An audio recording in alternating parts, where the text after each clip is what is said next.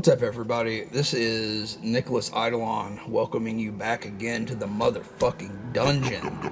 This is Analog Dungeon episode number 9. So we are on a swift downhill slope to episode 12, which we are going to call season 1, the end of season 1. And as I've talked about before, I'll be taking some downtime to make some adjustments to how I make these, plan out some more episodes, get some more episodes recorded in advance, so we're a little more prepared for that next season. As far as the end of this season, I've got the next 3 episodes planned out already. I pretty much know what we're going to talk about. At least one of those, possibly 2 of those, will be dives into a specific labels catalog, which we have, we've done before, and we're actually doing today as well, looking at tapes from a single label. And I think the third of the next 3 episodes is probably going to be a look at some of my my personal favorite releases, some of the modern stuff that I really like. So that'll be a cool episode. In the background right now, you can hear Elffor. So this is hopefully an artist that most Dungeon Synth fans are familiar with. This is a black metal, dark ambient artist out of the Basque Country region of northern Spain, and this is their release, Dra Sad Part 1. So this is actually part of a dark ambient trilogy that they released. This is very old school, obviously black metal rooted stuff, very medieval, very ancient, excellent stuff. It's one of those releases with some vocal work in it as well. Highly recommended. This is out of Necrart Productions out of Canada. So I think they put out all of the Dra Sad releases, Dra Sad 1 through 3, that whole trilogy. They've got a split out on Necrart, maybe a couple of other releases too. I'm not sure if this artist has always had dark ambient and dungeon synth releases. I know the Dra Sad stuff is fairly recent, like around 2017 to 2019, I think those albums came out. And earlier than that, I know they've got some black metal stuff. So I really need to do a dive into that catalog and sort of hear what they've been doing since their inception in 1995, because there's obviously a lot of history there, and I know they've got a lot of releases. So that's Elffor out of Basque Country in Spain. So in today's episode, we're going to look at a pretty cool release from a label. We're going to look at a box set that I've been able to pick up. Before we do that, I want to talk about something cool that happened after the last episode. So I've been getting really into hard rock and prog rock and stuff like that lately. Sort of digging around and looking for stuff from the 70s, with that 70s sound that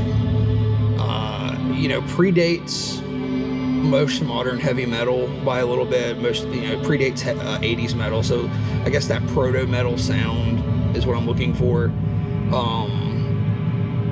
And I don't know, it's just sort of out of a desire to listen to what I might have been listening to if I was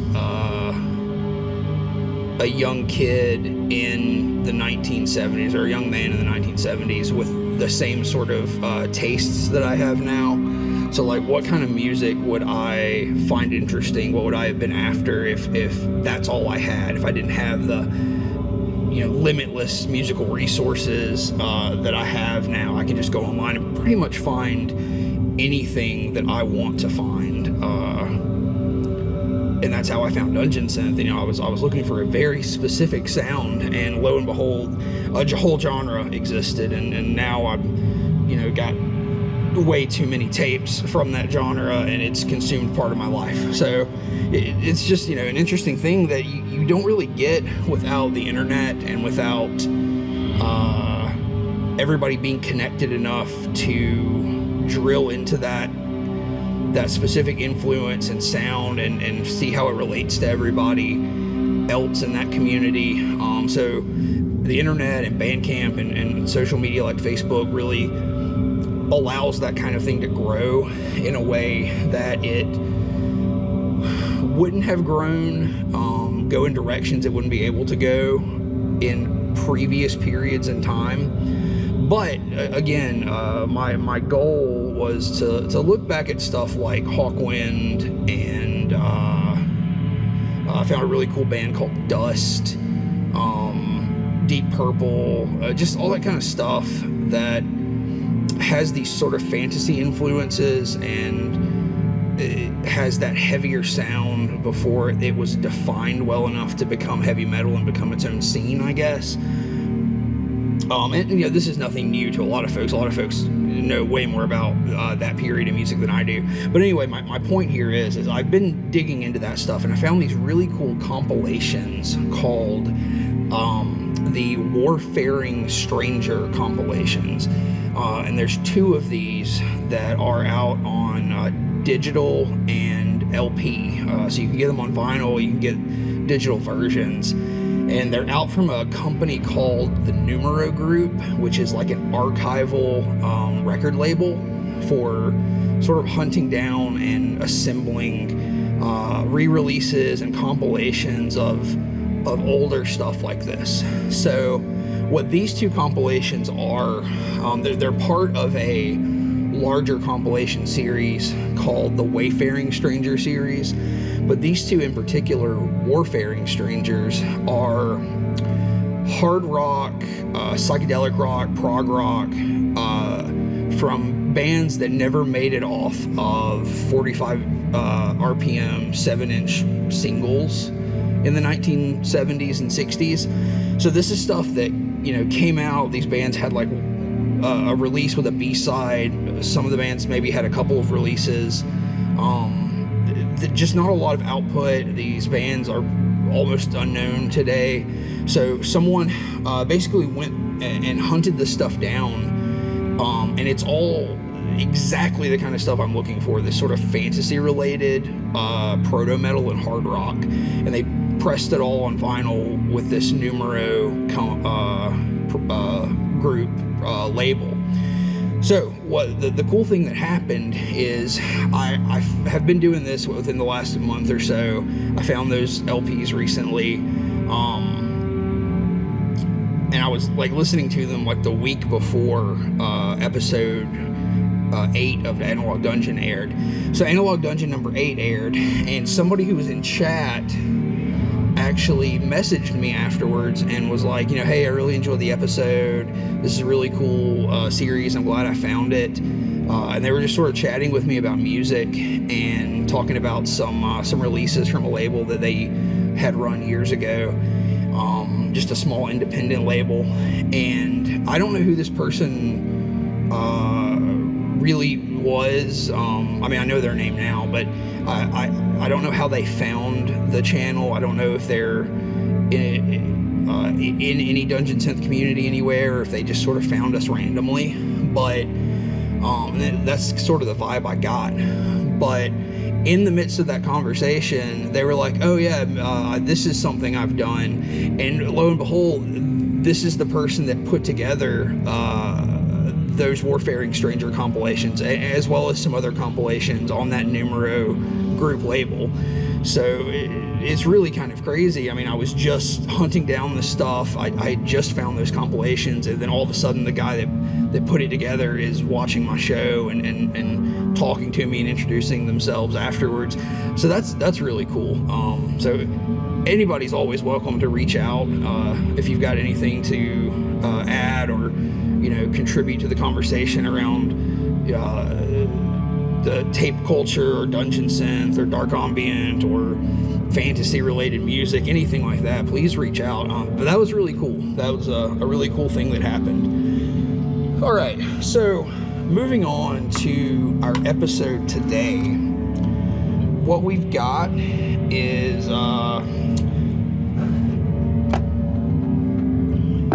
this. We are taking a look at a box set from Wrought Records. So that's Wrought Records out of Chicago.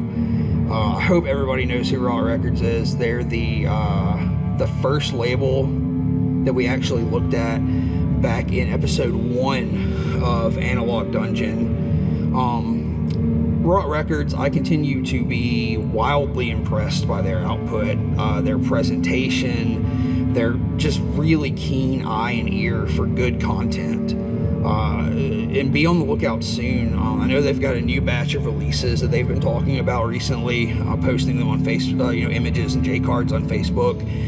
And one of those is going to be from the Wizard Frantic, who we looked at in the last episode. It's going to be the sophomore release from Frantic's solo project. So be on the lookout for that from Wrought Records. But today we've got this box set, and this is the 9th Key Era 1 box set. So this was released in an edition of 10, and like, I've never seen something sell out so fast. Like, holy shit. I sat on the Bandcamp page, as I often do, hitting F5, or, you know, refreshing the page, waiting for this listing to go up. When it did, I added it to my cart as you know, as soon as it popped up, and right when I hit that add to cart button, it said sold out. So I mean, it was like 2 seconds, and it was just it was automatically marked sold out. So, you know, I finished my checkout process, and luckily when I checked out, all was well. I got a copy. I know a ton of folks were not as lucky as me, so this is something that's really special in my collection. I'm super glad I was able to grab it. And I mean, this thing was just utterly gone. The tapes themselves that are in this box set, they also got an individual release. Each one got an individual release from Wrought. So more people were able to get these really great releases. But this box set is just super special, and it's definitely a rarity now. I don't care too much about the rarity of something. You know, I really wouldn't care if there were 100 of these boxes.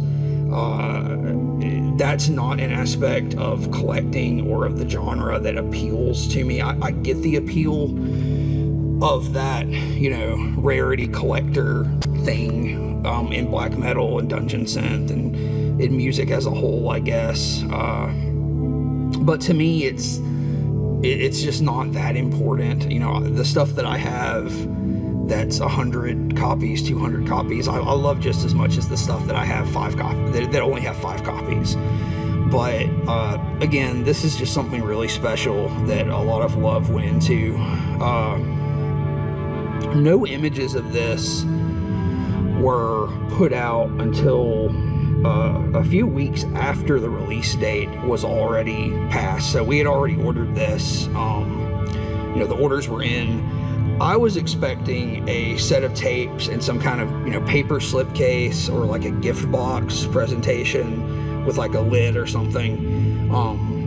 When the images for the final product here were actually released, and when I actually had it in my hands, like, I was completely blown away. Joey at Wrought Records went all fucking out for this release, and this is this beautiful hand-stained wooden box. It looks like it's hand weathered as well. We've got like some really nice weathering marks along the edges.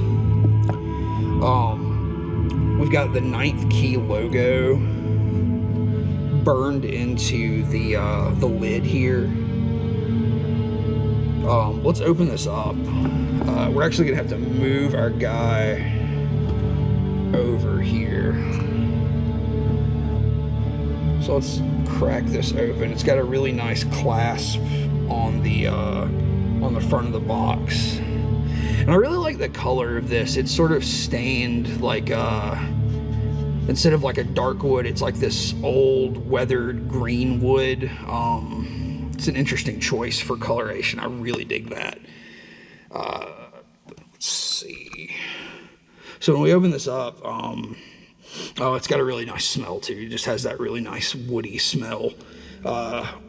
This box is super nice. It's even got like a little catch here, so it doesn't, you know, the lid doesn't fall back. So inside we've got 6 tapes, which we'll look at here.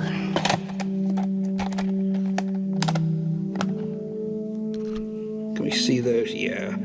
So we've got 6 tapes. We've got Winter, Dark Ages, Dungeon, Potions, October Moon, and Rusty Chainmail. So this is representative of the 9th Key first era, or what the 9th Key refers to as their first era. Let's set these aside for just a second. What else do we have in here? We've got some Wrought record logo stickers.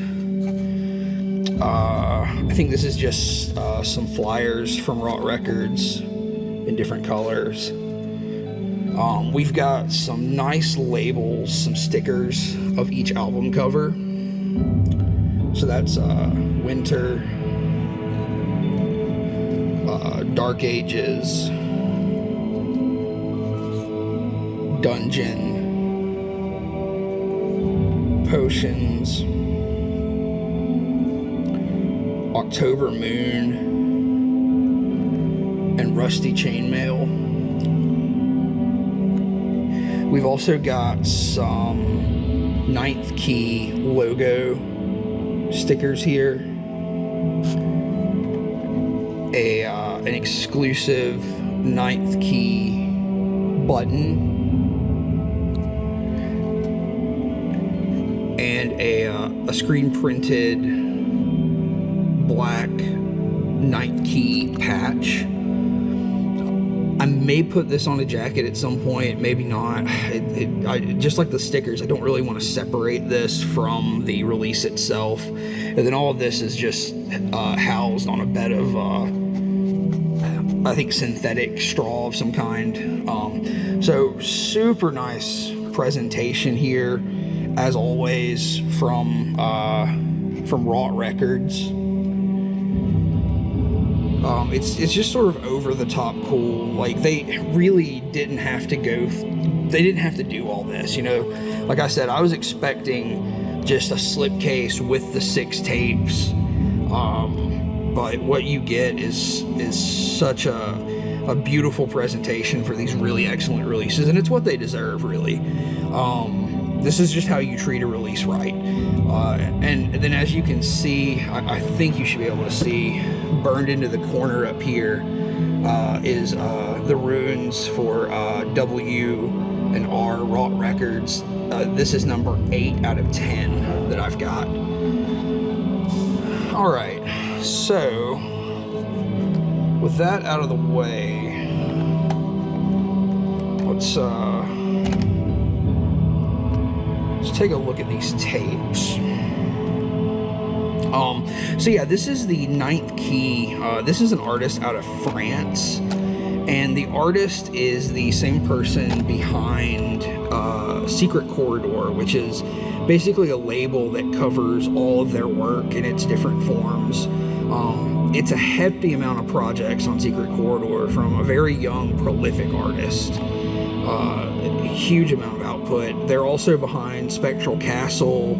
I'm probably going to butcher this one a little bit. Royaume des Brumes is one of their projects. Winter Pathways, Forgotten Passage, black metal from Attic Presence and Ardente. Just a plethora of these sort of small one-off releases. They're also half of Fog Kingdom with Davey from Serpent Sword Records. We looked at that first Fog Kingdom demo. in the Serpent Sword episode that we filmed earlier in this season, and I have it on good authority that some more Fog Kingdom might be in the works, so that makes me very happy. It should make you happy too. So there's just a huge amount of music to dig into in this collection, but then more than this, there's a ton to dig into on the Secret Corridors Bandcamp page. Like, you could literally spend hours and hours and hours there just digging through these different eclectic releases. It's all really good stuff. They've also done some really great live streams this year. I know that, you know, they're an accomplished keyboard player, an accomplished guitarist, and they're still learning and improving, and just a hugely talented musician, and I think they're really destined for some great musical endeavors. I can't wait to see the kind of stuff they put out in the future. Everything they do is fantastic, and you know, it's hugely exciting when I see them drop something new. So let's look at what's actually included in this Era 1 box set. So this first release, in chronological order of release date, is the way we're going to look at these.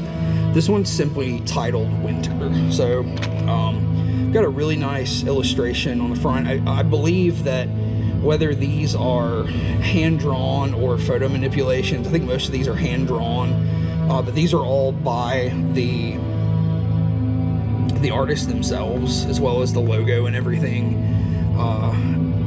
I love the presentation of these. Even before Wrought got their hands on them, they had this very simplistic, nice presentation, and it goes hand in hand with the kind of project this is. And we'll get into that a little more. But this is in a white case, to go with that winter theme, as you have probably guessed. All of these have some very nice labels, printed adhesive labels, and then it looks like these J cards are pretty much the same on the front and back. We've got a track listing here, which is just side 1 and 2 in this case.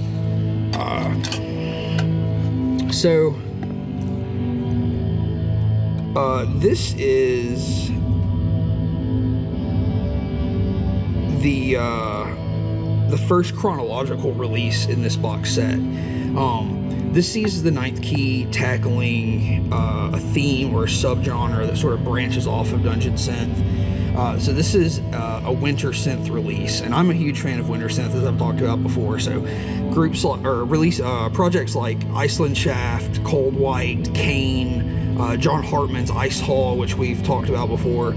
I'm just a huge fan of the style, and this release has every hallmark that I look for in a winter synth project. It's these 2 long, droning sort of tracks. The first one is just over 10 minutes. The second one's just under 9. So it comes out to, you know, around like a 20-minute EP length. There's these really nice pads under everything in track number 1, and you know, it's a winter synth release, but these pads are like really big and warm and enveloping. Very clearly IXth Key brand sounds when you sort of place it in line with the other works in the catalog. Their sound becomes very defined when you take this collection as a whole. But in that first track, the melody over those pads is this sort of sparse, plucked string sound with this sort of crystalline, icy tone that is present in a lot of winter synth. It's a huge part of that sound. There's crystal tones, there's chimes over everything. The melody is just aching and beautiful. It's a little sad, a little lonely, and there's like a longing to it that really gets to you. And we'll talk about the emotional quality of a lot of these works because it's really profound. Juxtaposed with that warmth underneath that comes out of those pads, it's really a perfect marriage of sounds. The choices that this artist makes just seem really intuitive and accurate. Like, everything just makes sense. So there's just a deft skill that's operating behind this project. Track 2, just called 2, really increases that sense of longing that we heard on track 1. Backs it up with a really nice hopefulness, though. That's another part of the 9th Key sound, this sort of triumphant hopefulness you get in some passages. One thing I really like about this release is that we get to ruminate in the 9th Key sounds a little more than we do on the subsequent releases. So some of these have some shorter tracks, or most of them really have some shorter tracks than this. So you explore more ideas on the other releases, but these 2 tracks are, you know, longer. We get to spend more time in them and really immerse ourselves in the sound. And there are some other 9th Key entries in the catalog that are not available in cassette format right now. So you can still find those digitally online, and there are some longer tracks, is what I'm trying to say, that you can find from the 9th Key. So if you listen to this one and you like the longer droning stuff they're doing, check out Upon My Frozen Land, which is another ambient winter themed release from them. That one actually has a tape release, but it was very, very limited. I do have a copy of it on Wrought, I believe, but I don't have it yet. And then the other one to check out, if you like these longer tracks, is One with the Stars, which is 2 tracks totaling around 50 minutes. So it's probably the longest work from the 9th Key. And I know that album was written specifically as just background ambience. It's very much meant to be something you listen to behind whatever you're doing. Maybe you don't pay very much attention to it. It just drones behind you. So go check those out as well, and check out Winter. This artist also has more winter-themed work available as the project on Secret Corridor Winter Pathways, if you're into more of their winter-themed projects.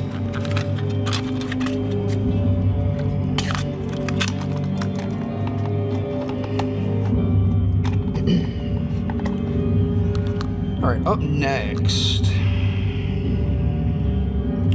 we're going to look at the Dark Ages. So this is clearly a different theme to this release. This sort of orange-red cover, much more abrasive right off the bat from a color standpoint. A longer track listing here, but again, shorter songs. This actually goes 1 through 10. And we've got this, crude drawing of a spiked flail on the cover. So you might know what you're in for. Wrought has put this on a transparent red tape with some very nice black adhesive labels. And then, of course, we've got that illustration on the inside as well. So the Dark Ages, this takes a plunge into dungeon noise territory. All the synths here are sort of pleasantly distorted and abrasive. So, what immediately appeals to me as a listener, just right away with track 1, is how upbeat some of this sounds, though. It's immediately sort of nostalgic and hopeful in tone when in the first couple of tracks. And then like track 2 and 3 had this very high fantasy vibe, sort of like a call to arms or a call to adventure. We feel very ingrained in this fantasy medieval setting here. It feels like we're on a quest, or it's just impressive how much of a narrative sensibility is present right from the start with this one. Just how bold some of the storytelling vibes you get are. Like on track 4, we have a very upbeat, emotional, almost friendly kind of piece. it's like we're talking to an old friend, or we're meeting a loved one somewhere. There's just a sense of these songs setting scenes, like in a soundtrack, but it's very different musically from the more soundtrack-oriented dungeon synth and fantasy ambient releases we see. Track 5 and 6, they take sudden turns into despair and melancholy. The tension starts to heighten on those tracks. You can almost divide this release into acts. So, you know, right around the middle here on track 5 and 6, something important is happening. There's conflict that's taking place. And then finally on 7 and 8 and 9, we start to slide into that final act, and that tension is just at the highest point. There's just an urgency here. There's something dangerous to the music at this point, and the idea of battle really does become cinematic and soundtrack-esque. And that action sort of crescendos at track 9. And then you get to track 10, which is sort of like an epilogue and a lament of sorts. So, you know, maybe the story that's going on here doesn't have a happy ending, or not the ending we would want. There's a bitterness to track 10 with the way this album ends. So this is a huge step into a different sound than we saw on the first release, which is just an exploration of winter synth. This is dungeon noise. This is much more medieval. So we see them leaning into that noise genre, exploring and developing that sound over 20 minutes again, but a good nice EP length. The songwriting and narrative structure is just executed perfectly, and I don't know that that's the artist's full intention, to really tell a story so much, but the choices made in track layout and album structure is spot on, whether they were going for a narrative or not. I see a lot of folks talk about the idea of narrative being a part of their personal definition for what dungeon synth is. Like it has to have those narrative qualities, and you know, if that's something that is important to you, then this fits that bill to a T. This is one of the strongest releases in this catalog, in my opinion, and I really think that this is a classic in the genre. I think this is one that should really be regarded as an achievement. So that's Dark Ages from the 9th Key. Alright, up next in this box set, moving right along, we've got a release called Dungeon. So this one is yellow. It's got this horizontal cover with an illustration of a sort of a castle wall with a door and a staircase going up into darkness. Particularly the bricks on this one reminds me of, I believe, an old Einhorn or Tyrannus release. We've got a yellow tape and a yellow Norelco case that matches that. Again, we've got those black adhesive labels.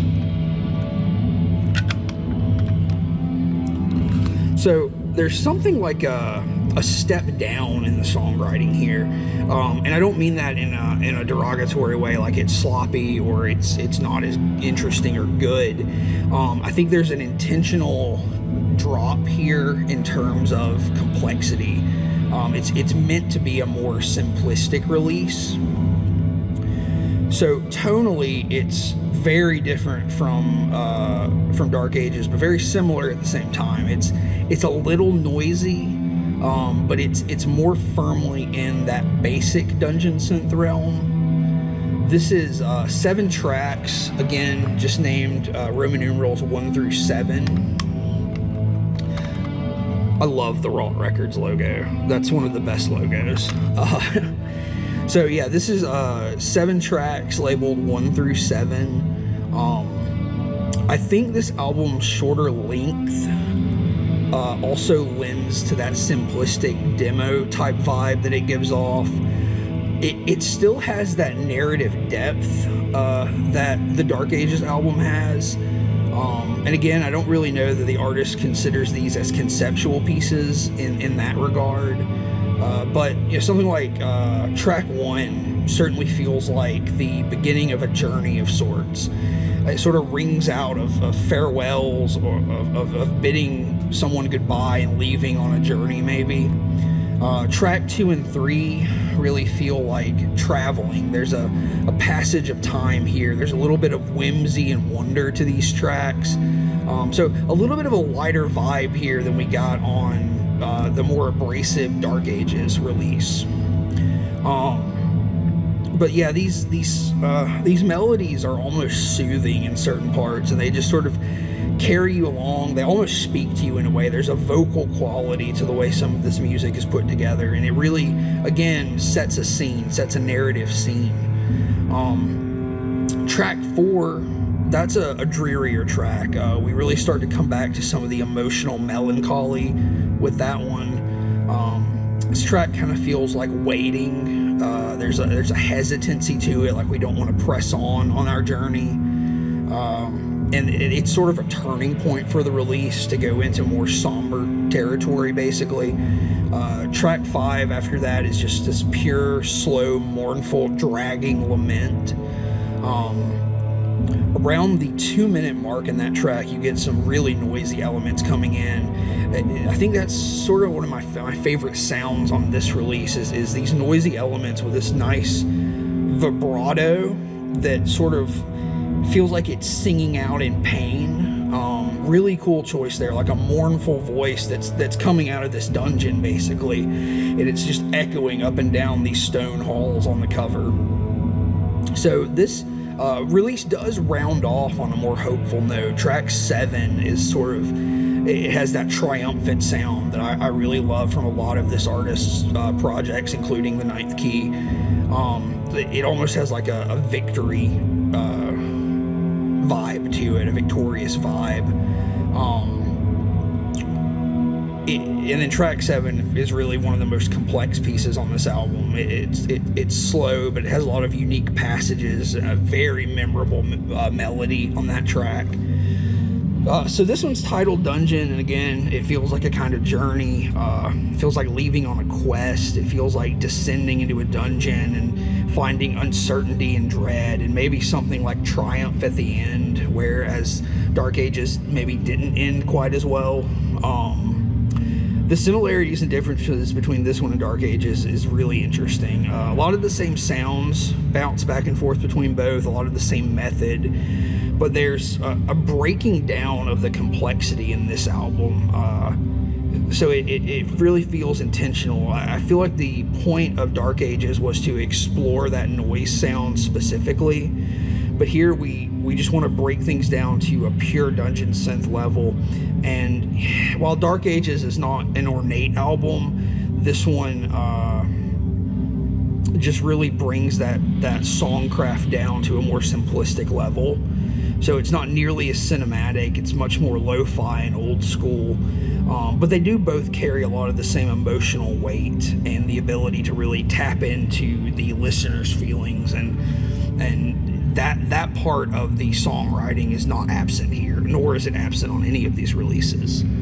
So that's Dungeon, and that's the 3rd chronological release in the IXth Key Era 1.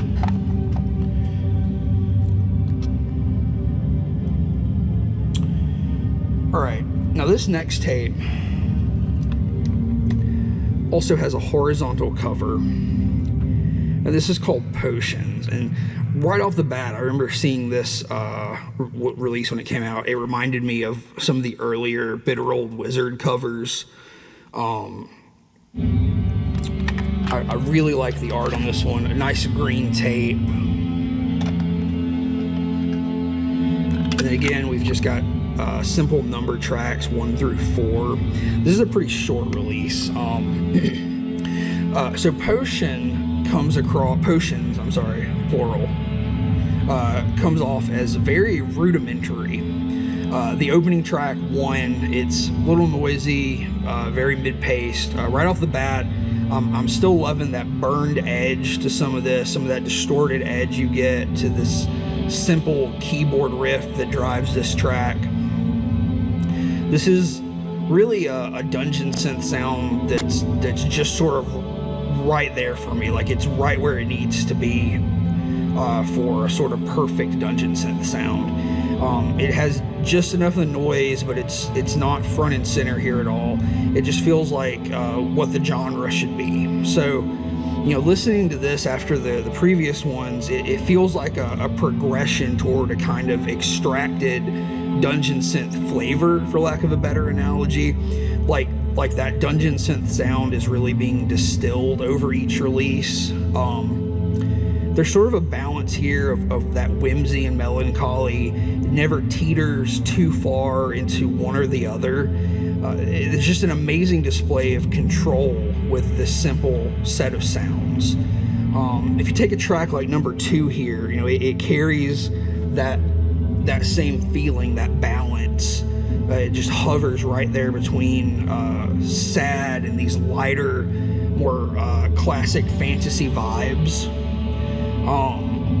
One thing that I find incredibly powerful with the IXth Key's work is that raw emotion that you can display in such a simple track. You know, there's a longing to the sound, just like we heard on these previous releases. So there's just this deep sense of longing for something, and there's just this emotion that's distilled, just like the sound. This emotion is sort of distilled over these 3 releases, from Dark Ages to Potions. So I think on this album I'm particularly fond of track number 3. This is a slow sort of piece. I almost want to call it idyllic, God forbid, comfy in a certain regard. Don't tell anybody I use that word. I mean, it still has that pure dungeon synth aesthetic, but it's really a chill track. It's really nice. The final track here, 4, is labeled as a bonus track on Bandcamp. It's probably the saddest track on the album. It gives you a real feeling of just sitting alone. You're discontent, you're frustrated by this loneliness. Very relevant themes to a dungeon synth release, I think. The tones in that one are just really beautiful. So, you know, as far as that narrative structure that we talked about on the previous ones, this album really paints an image for me with the title and the art of like a wizard or an alchemist or something, this mystic figure whiling their days away in a tower or a hovel out in the woods, experimenting and chanting, dabbling in potions and spells. But they're not happy, they're lonely, they're in this sort of day-to-day malaise, just waiting for something to happen. So, you know, I think there's some real-world parallels for a lot of listeners there. There's certainly some emotions I'm familiar with, and I come back to that idea of boredom and frustration and ennui when I listen to this. It's just, you know, that listlessness that can come from, you know, even if you're doing something you love, you can just get so frustrated by the day in and day out of stuff like that. Just a really interesting vibe and narrative sense that this album gives to me personally, at least. So this is just 4 tracks, right around 14 minutes of just simplistic, emotional, raw dungeon sounds. And again, with Winter, we've got an exploration of winter synth. And with these 3, Dark Ages, Dungeon, and Potions, it really feels like a trilogy almost, where we're taking a dungeon synth sound and distilling it again over the course of 3 releases until we get to Potions, where it's just so basic, so rudimentary to the genre. Very interesting when you listen to these in order. So next up, we've got tape number 5. One of my favorite covers. This is October Moon. It's in a black Norelco case. Really beautiful orange tape with black labels. So this is called October Moon, and when this release dropped, I knew it was right up my alley. You know, spooky shit, I'm all about that. Halloween, I'm all about that. This one opens with this melodramatic piece called Entering the Abandoned House. So we actually have song titles here, as opposed to the previous releases, which were just numbered. Yeah, so this is Entering the Abandoned House is what we start with. It's just this simple, sort of moody, eerie, mysterious piece in this really classic way. Track 2, probably my favorite on this release, track 2, is called Walking Through Empty Halls. Very simple melodies here, this sort of dank, distorted sound.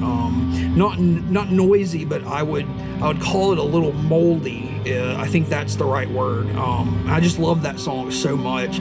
It just really sets the scene for like creeping around these old mansion corridors with peeling wallpaper and these old portraits looking down at you. It's just perfect. The next track is our title track, October Moon.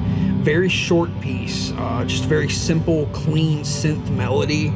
It sort of fades it plays around for a bit with its sounds, and then it just fades back out. When we look at the narrative here again, it almost feels like an interlude or a theme of some kind to our story. So in the narrative structure, it's really fitting that it's placed after Walking Through Empty Halls, because it feels like stepping into the moonlight, like the light of that titular October moon as it comes through a window in that hall, and you're just sort of basking in this eerie, calming glow for a second. This track is followed by A Haunting Presence, and then in parentheses, You're Not Alone. You've got to have those parenthetical track titles. Beautiful. This is another sort of melodramatic, gothic piece with a tense, holding your breath kind of pad that warbles in the background. I really love these passages on this one. And then the next track, What Lies in the Basement, sort of plays off of that theme of, you know, things are getting a little scary, but this one is just really sinister. It's not melodramatic in any way. Very sinister track. And then we've got a track called There's a Crying Ghost Under the Staircase that follows that. Very haunting, sad piece of music here. So probably one of the most emotional tracks on this album, as the name would imply.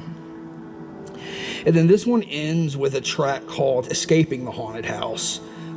This one feels like the most IXth Key in terms of sound. It's this big, sort of resounding,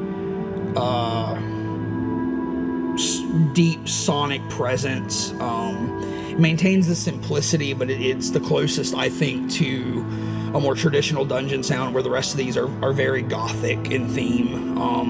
And again, I keep using that word melodrama, and I don't mean that in a negative way. But what I mean is it has a sort of deliberate, what's the word I'm looking for? Has a very deliberate drama about it, like it's setting a scene for a play or something. But you know, this is really a highlight for me. I love this album. I love the sort of whimsical gothic sound on some of it, the horror atmosphere.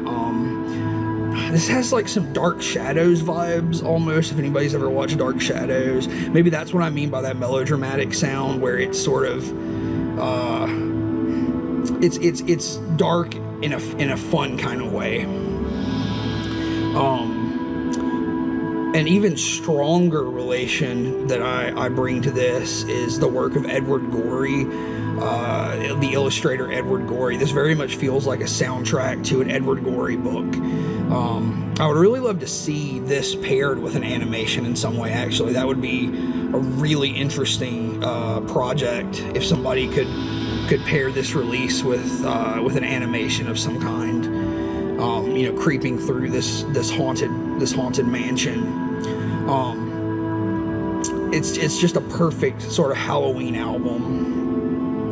And when this came out, I said, you know, this is mandatory October listening for me from now on, and that still stands true. One last note on this one: there's a great relation to architecture here. You know, obviously it's about a haunted house as the central theme, but there's a lot of other works from this artist with projects like Spectral Castle or Royaume des Brumes or Attic Presence that, for one reason or another, carry an architectural theme, whether it's a deliberate one or if it's sort of an implied theme when I personally listen to the music.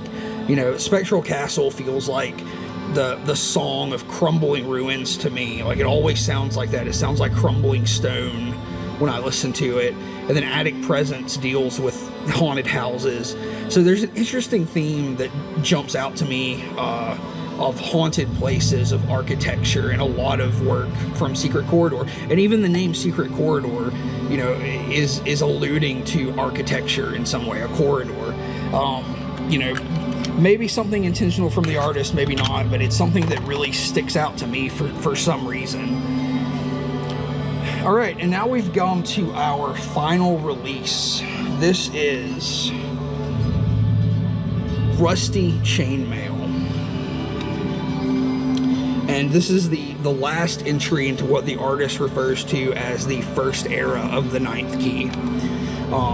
This cover is really beautiful. It's a little more stark and hard-edged than the previous covers.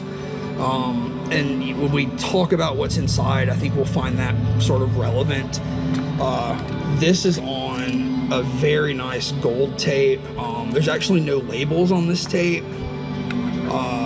And we've got a slight variation on the cover in here with a logo on both sides.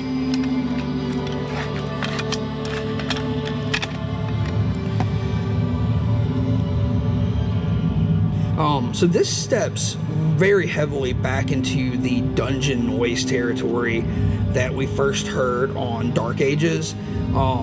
It almost feels like a direct sequel to Dark Ages in a lot of ways, or at least to maybe to that trilogy that we talked about, Dark Ages, Dungeon, and Potions. The tone, though, right away is sort of different. There's this huge step up in the melancholy here. Track 1 starts off kind of dissonant, almost angry, just a very dismal sound.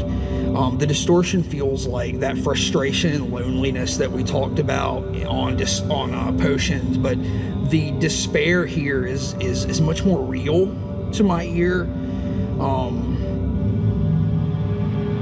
It's kind of shocking coming into this from the previous release.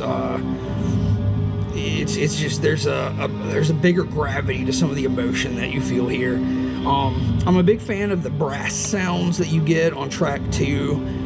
There's a huge funereal edge to that track 2 for me. It's almost like a funeral march, maybe. Track 3 is the shortest track on this short EP. It's under a minute. That one really feels like the death throes of this era, so to speak. So you get, there's actually just 4 tracks on here. You get track 1, 2, and 3, and 3 just sort of rounds off that era 1, in my opinion. You know, it's like the last gasp of this era 1 sound. And then track 4, which is our final track in the Era 1 catalog, is something of a funeral dirge. It's like a farewell.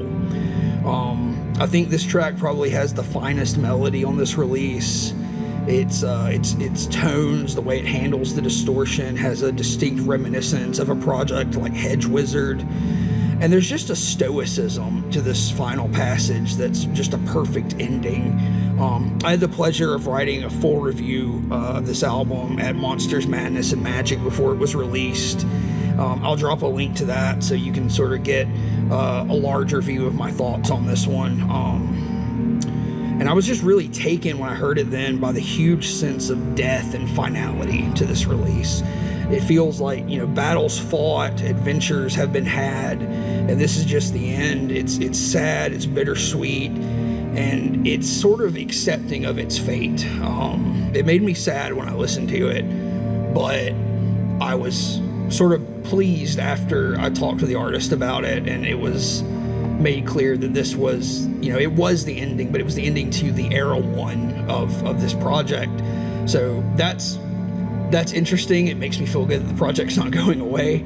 So yeah, that's 6 releases that Wrought Records brought to us in a beautiful, beautiful box set.